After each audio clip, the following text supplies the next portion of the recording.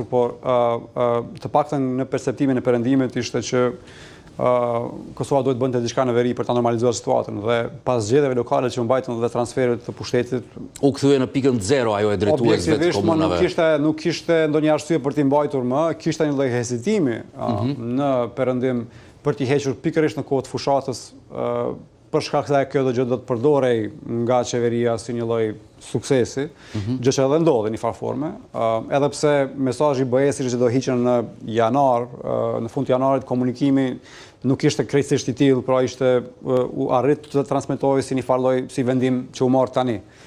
Kështu që kjo besoj po shihet si një lloj. Kjo po përdoret në fushat, kjo heqja e sanksioneve për kredo? Përdoret nga qeveria, si madje u tha që ne nuk lëshojmë pe, lëshoj pe BE-ja. Pra, ja vlen, pra si një formë. Këmbgulja jon ja vleti se utoroqen ata. Sepse slogani i VDV-s është mos lësho pe dhe kjo një farë forme i ra mirë vendosjes në këtë moment si legjitimim politikës së saj që kur ne këmbgulim dhe shtym agjendën tonë të tjerët pastaj tërhiqen.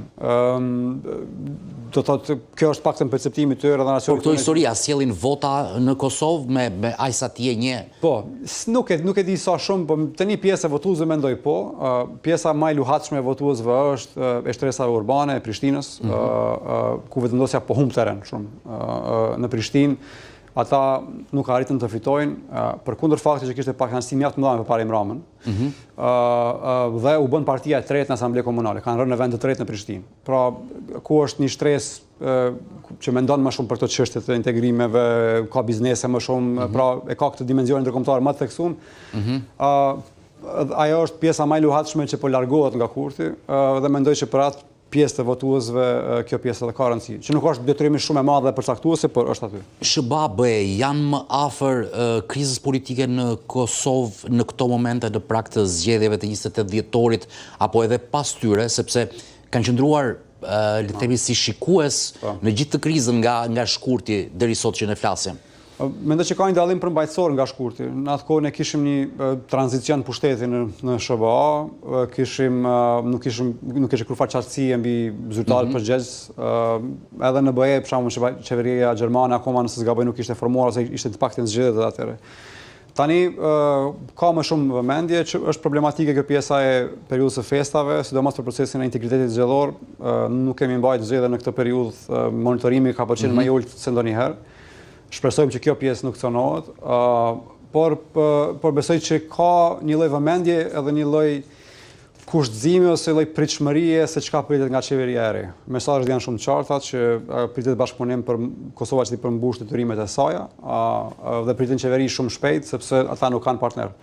Dhe mendoj që do të luajë një rol pak më aktiv se sa që luajtën në shkurt, edhe pse fuqia ose domethënë e tyre përcaktuese në Kosovë nuk është më siç ka qenë përpara, apo edhe interesimi i tyre për t'u angazhuar në atë formë që janë angazhuar nuk është në atë nivel, na e kanë lënë farë neve përgjegjësinë që të arrijmë konsensusin, por do të insistojmë për një partner. Për fund, jo për nga rëndësia, por mbyllëm analizën e zgjedhjeve të 28 dhjetorit në Kosovë. Si të duk zhvillimi që na vjen nga Shtetet e Bashkuara të Amerikës, jo vetëm për Kosovën, por për gjithë rajonin, një ligj i ri, sanksionesh ndaj aktorëve të korruptuar në Ballkan që cilësohen apo etiketohen si destabilizues. Është një farë zhvillim pozitiv, është kodifikim i disa politikave që kanë qenë afatgjatë të administratave ndryshme amerikane. Dhe një rikthim i administratës Trump te kjo. Po, domethënë është rikthim i shumicës republikane dhe demokratëve, domethënë i Kongresit. Tani ka dallime mes Kongresit dhe administratës Trump, veçanërisht te Partia Republikane. Është kodifikim i disa gjërave, pra në nivel ligji, i disa politikave që SBA-t i kanë ndjekur ndër vite.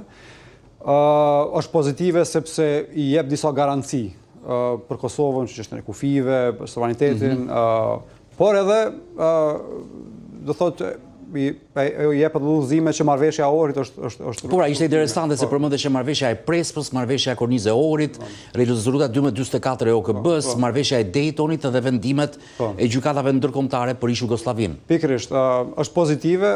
Kongresi gjithsesi nuk është dega zbatuese e politikës jashtme, por ka mjaft instrumente të kontrollit dhe mekanizma dhe ndikimit. Dhe mund të jetë frenues, pra kjo lloj kornize ligjore mund të jetë frenuese e kujtdo që mund të përpiqet të tejkaloj këto linja. Është e rëndësishme sidomos në rast se në nëntor, kur janë zgjedhjet këto për kongres në SHBA. Zgjedhjet në mes mandatit. Mes mandatit, ku pritshmëritë janë që demokratët sërish të kthehen në kontroll të kongresit të paktën, dhe rikthehet një lloj balanci në SHBA mes pushteteve. Pra, i cakton disa kornizat mira, është pozitive, mirë po nuk është diçka, do thoja, përcaktuese në këtë moment, sepse megjithatë kemi një administratë që është shumë operon